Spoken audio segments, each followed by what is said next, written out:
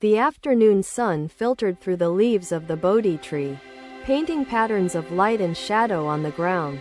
I sat among the disciples, my heart heavy with questions I could not express. The Buddha looked at us with serene eyes, his presence radiating a quiet strength. His voice broke the silence, steady and profound. Impermanence governs all, just as the wind reshapes the sand, never ceasing in its motion. Observe the river, he continued, pointing to a stream that flowed nearby, its waters glistening in the sunlight. The river cannot hold still. Its nature is to move, to change, to renew. His gaze turned to me, sensing the unspoken turmoil I carried within. Why do you cling to what has already passed, burdening yourself with the chains of memory? I hesitated, then spoke. Master, the past feels like a part of me, something I cannot easily release. His eyes softened, filled with compassion. To hold on to the past is to carry water in cupped hands, always slipping through your grasp. He picked up a handful of sand and let it trickle through his fingers. This too must fall away, for only in release can there be freedom. The Buddha walked to the edge of the stream, his steps deliberate and calm. This stream does not mourn its source, nor does it fear its destination, he said, dipping his hand into the water. It flows because that is its nature, embracing every bend and obstacle as part of its journey. Ananda, sitting nearby, asked, Master, how can we embrace impermanence when it feels like loss, when it brings pain to our hearts? The Buddha turned to him, his voice gentle yet firm. Pain arises from the illusion of permanence, the belief that life can be fixed or unchanging. He paused, letting his words sink in. To see the truth of impermanence is to understand that loss is not an end but a transformation. He picked up a fallen leaf. Its edge is crisp and its color faded. This leaf has completed its time on the branch, but it becomes part of the earth, nurturing new life. He placed the leaf on the ground, his gesture imbued with reverence. In its decay lies its purpose, a reminder that endings are but beginnings in disguise. The disciples listened intently, their faces reflecting a mix of wonder and introspection.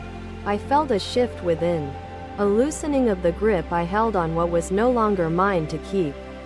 Hours passed, though it felt like mere moments, and as the sun began to set, I opened my eyes. The world around me seemed transformed. The colors were richer, the sounds more harmonious, and my heart felt lighter.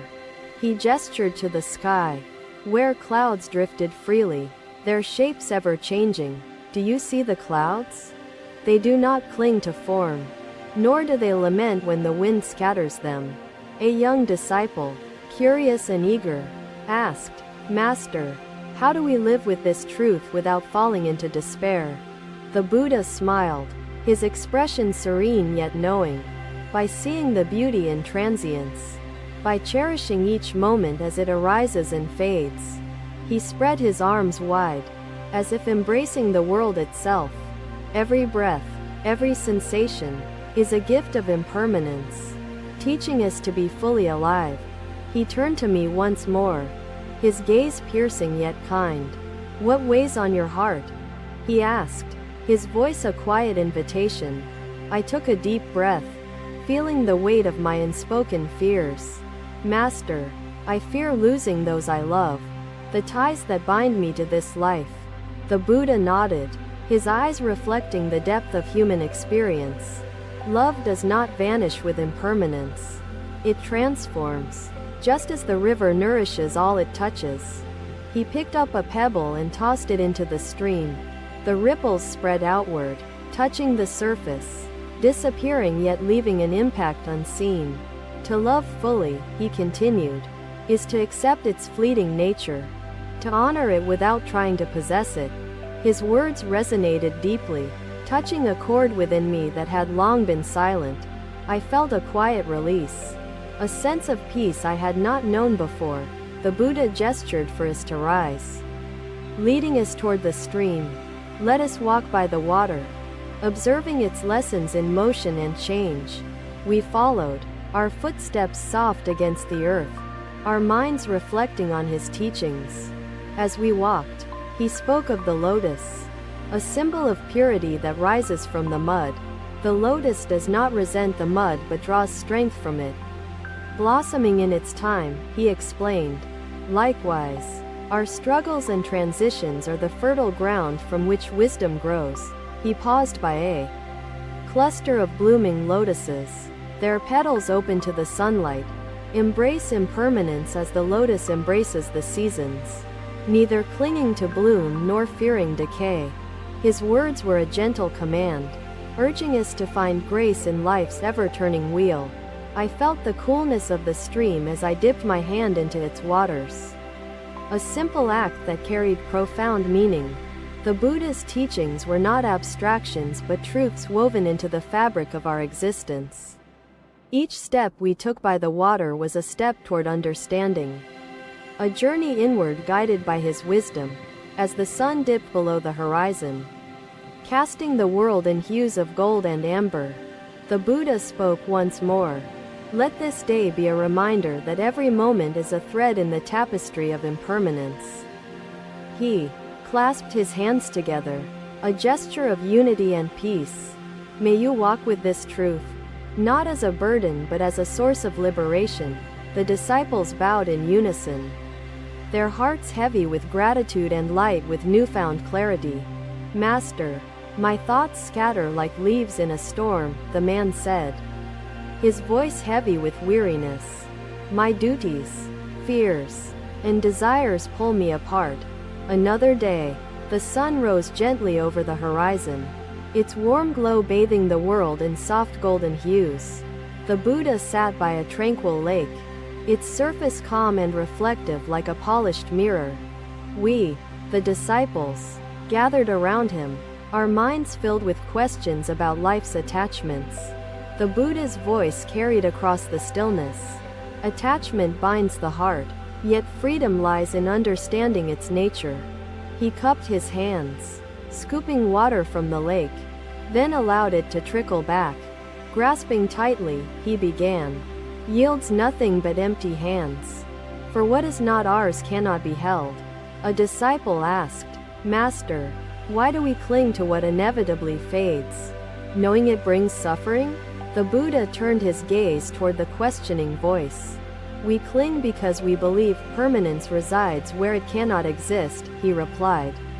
Kisa Gotami, her face shadowed with grief, said, Master, I carried the weight of my loss, unable to let go. The Buddha nodded, his eyes reflecting her pain. Your journey, Kisa, speaks of a truth many share, he began. Love, when clutched with desperation, becomes a source of anguish, not solace. Without intention, it is pulled in all directions. Distracted and restless, the villager furrowed his brow and asked, How do I find this intention? Master, how do I choose my target? The Buddha straightened, his gaze sweeping over the field, and said, Reflect deeply on what truly matters to you. Your target must align with your values and purpose. Only then will your mind focus naturally. Buddha's voice softened. Do not fear truth, disciple, but wield it with care. For truth spoken harshly becomes a blade. He knelt by the water, his reflection clear and steady. This lake gives of itself freely, offering its waters to nourish all. Yet it does not seek possession. He picked up a handful of pebbles, letting them drop into the water, creating ripples. See how the ripples touch the whole surface, yet leave no mark of claim, he said. Such is the way of love unbound. The Buddha stood, his presence commanding yet gentle, and gestured for us to follow. Let us walk, he said, for movement mirrors life, ever changing, never static. We followed, our footsteps soft on the earth, our hearts open to his teachings. He continued, attachment arises when we confuse love with possession. Believing happiness is rooted in control. He pointed to the trees lining the path, their branches swaying softly. The tree does not clutch its leaves, yet it shelters them until the wind carries them away. His voice was steady, imbued with clarity. So must we hold those we love, without clinging, allowing them to grow and move freely. As we walked, the Buddha spoke of the lotus, blooming amidst the muddy waters. The lotus draws strength from its surroundings, yet it remains unattached, a symbol of purity and resilience. He stopped by a blooming lotus, its petals open to the sunlight. Like the lotus, we thrive when we embrace love without losing ourselves. A young disciple asked, "Master, how do we practice this love in daily life, amidst the ties that bind us?" The Buddha smiled, his expression warm and understanding. "By seeing yourself as a part of the whole, not separate, not apart," he answered. Interconnection teaches us that love extends beyond ownership, flowing freely like the water before us. The Buddha knelt once more, his hand brushing the grass, moist with dew. The earth supports us all, asking nothing in return, an example of love given without expectation. He turned to us, his gaze piercing yet kind. "Can you love as the earth does, giving without seeking to bind or claim?" Another disciple, filled with doubt, said, "Master, what if attachment returns, as it so often does, despite our efforts to release it?" The Buddha stood, his figure silhouetted against the rising sun. "When attachment stirs, observe it without judgment, as a cloud passing through the sky," he advised. "Awareness, not resistance, is the key to freedom." He looked at the horizon, where the sky met the distant mountains. Even the mountains, steadfast as they seem, are shaped by time and the elements, teaching us impermanence. His words carried weight, resonating within each of us as we pondered their depth. The Buddha led us back to the lake, where we sat once more, the water's gentle ripples mirroring our inner reflections. He said, "To love without attachment is to honor the essence of what you love, not its fleeting form." He paused, letting the silence hold us before continuing. "Your work is not separate from your intention, but a part of it." The farmer seemed relieved, his burden lightened by the Buddha's wisdom. "Let love be like the sun," he said, "shining without bias, warming all it touches, expecting nothing in return." His words settled over us, a profound truth that stirred both comfort and challenge. Kisa Gotami, her voice steady yet soft, said, "Master, your teachings have lifted a veil from my heart, revealing a piece I had forgotten." The Buddha smiled, a gesture of acknowledgement and encouragement. "Your journey, Kisa, is a testament to the strength found in understanding and release," he replied. As the day unfolded, we remained by the lake, the Buddha's teachings a steady current flowing through our thoughts. Each word he spoke was a seed, planted in the fertile soil of our minds, ready to grow into wisdom. The lake, the trees, the lotus, they became living symbols of the lessons imparted, each a mirror of the truths we sought to embody. Our shared suffering is the mud. It nourishes understanding and reminds us we are never alone in our struggles, Buddha elaborated. I pondered his words, realizing the profound truth in the idea that suffering is the foundation of compassion and connection. He clasped his hands together, a gesture of unity and peace, and we bowed in gratitude, our hearts lighter, our paths clearer, as the sun began its descent, casting long shadows across the land. The Buddha rose and walked toward the horizon. The Buddha sat with calm composure, his eyes reflecting the glow of the flames. Around him, his disciples, including myself, formed a quiet circle. Another day, twilight descended upon the mountains, painting the sky with hues of crimson and gold. The disciples gathered near the Buddha, their hearts heavy with questions. The Buddha's voice was steady yet gentle. Life's burdens feel heavy when seen through the lens of separation. He gestured to the sky, where constellations began to shimmer. Observe the stars, he said. Each one shines uniquely but forms patterns together. He paused, letting silence envelope us. Just as the stars form constellations, we too are interconnected, part of one infinite web. Rahula, the youngest disciple, spoke. Master, how can we find solace when suffering blinds us to this interconnectedness? The Buddha placed a hand on his shoulder. Suffering narrows vision, but compassion widens it, he answered. By seeing others' pain, you learn to ease your own. He picked up a lantern, its light flickering gently. This flame, small as it is, illuminates the path for others, he said. Through such acts, we uplift each other. Rahula's eyes softened, absorbing the lesson with quiet reverence. A disciple asked, Master, is interconnectedness truly comforting when despair isolates us so deeply? The Buddha's gaze steadied on him. Isolation is an illusion, he replied. Even despair connects us, reminding us of shared struggles and growth. He pointed to the mountains. Though majestic, these peaks were shaped by erosion, by forces that teach us resilience through interconnected transformation. His words resonated deeply, planting seeds of understanding in our minds. The Buddha knelt by a tree, its roots sprawling into the earth. These roots entwine beneath the soil, unseen but vital, he said. So too are the bonds between us. He plucked a small flower and held it aloft. Even this flower owes its bloom to countless invisible threads. An older disciple spoke hesitantly.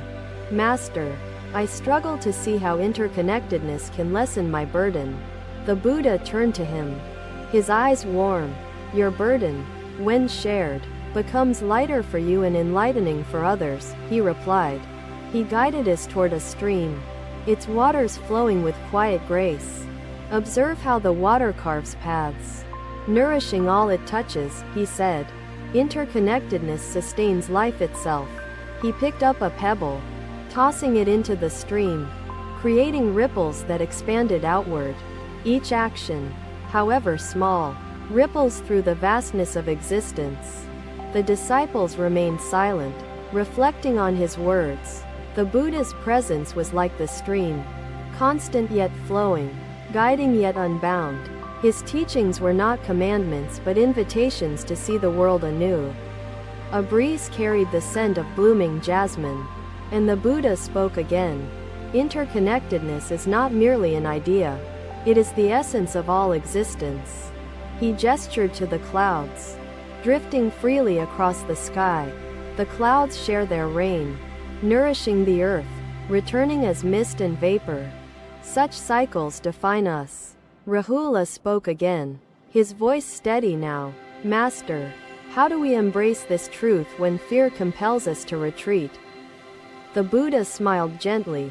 Fear arises from the illusion of separation, he replied. To dissolve fear, embrace others as extensions of yourself. He walked to the edge of the stream, his steps deliberate and calm. Dip your hands into this water, he said, and feel the connection between yourself and the world around you. We obeyed, the cool touch of the water grounding us in the present moment. The Buddha's voice continued, weaving wisdom with grace. Every being, every element, shares the same source, the same essence. Interconnectedness is the thread binding all life. He gestured toward the horizon, where the sun sank beneath the mountains. Even this sunset connects us, a reminder that endings are beginnings in disguise. He picked up another pebble, holding it for a moment before letting it fall. Even this pebble finds its place, its purpose within the great web, he said. Nothing exists in isolation. His words, profound yet simple, resonated deeply within us. A disciple asked, Master, how can I offer light to others when my own flame burns weak? The Buddha turned to him, his gaze steady. Even the smallest flame dispels darkness, he answered. To offer light is to invite brightness into your own being. He raised the lantern once more, its glow illuminating the faces around him. Carry this light not just for yourself but for others who tread in shadow, he said. His command was gentle but firm, urging us toward compassion and unity. The Buddha continued, speaking of the moon, its light borrowed yet bright. Even the moon shares its glow. A reminder that giving enriches all, he said. Interconnectedness amplifies the strength found in sharing. We walked further along the stream, our steps guided by his wisdom. The Buddha pointed to the reeds, bending but unbroken. These reeds thrive because they adapt. Yielding yet resilient, he said. So too must we embrace the flow of life. A young disciple asked, Master, is interconnectedness the solution to all suffering? The Buddha's smile held both depth and mystery. It is not a solution but a perspective, he replied. Through it, suffering transforms into understanding. The evening deepened, stars filling the sky, each one a beacon of connection and unity. The Buddha spoke of the constellations again, their light-forming patterns visible to all. We are like these stars, he said, individual yet collective, shining brighter together. He stood tall, his figure silhouetted against the shimmering water. Let these teachings be a guide, not a burden, he said. Interconnectedness is freedom, not confinement. His hands clasped together in a gesture of peace and unity. We bowed deeply, our hearts filled with gratitude and clarity. The Buddha's words were not mere lessons but truths etched into the fabric of existence. His teachings carried the weight of timeless wisdom, illuminating paths we had not known before. As the night unfolded, the Buddha walked toward the horizon, his presence a steady beacon of light and understanding. We watched, our spirits lifted, our questions answered. The stars above mirrored his words, forming constellations of insight and connection. The stream, the stars, the moon, they became symbols of the truths we had learned, each one a reminder of our shared journey. The Buddha's teachings were not commands but gifts, offering us freedom through the embrace of interconnectedness. With the stars glittering above and the stream whispering its truths below, we sat in quiet reflection. The Buddha's words continued to echo within us, guiding our thoughts, shaping our understanding. Interconnectedness was not an abstraction but a living truth, a path toward liberation. The disciples nodded, their understanding enriched by the tangible examples before them. Dharini, among them, felt her spirit swell with gratitude, her path illuminated by the Buddha's wisdom and the support of her community. Thank you for watching. Buddha's teachings are always with you. Subscribe to our channel and we will see you in the next video.